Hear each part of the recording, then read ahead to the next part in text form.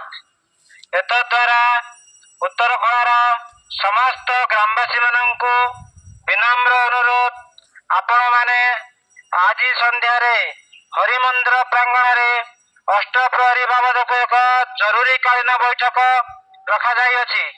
तेणु आपण मैंने आज संध्यारे हरिमंदिर प्रांगण में बहु संख्यार योगदान करी यही बैठकटी को साफल्यमंडित करंतु।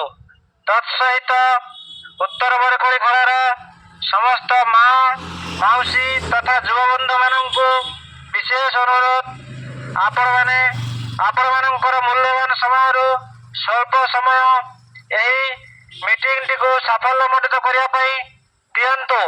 आज किसी गुरुत्वपूर्ण आलोचना रही तेणु समस्त को विनम्र अनुरोध आपण मैंने आसी यही बैठकटी को बहु संख्यार योगदान करी आलोचना अंश ग्रहण करंतु। नमस्कार। जय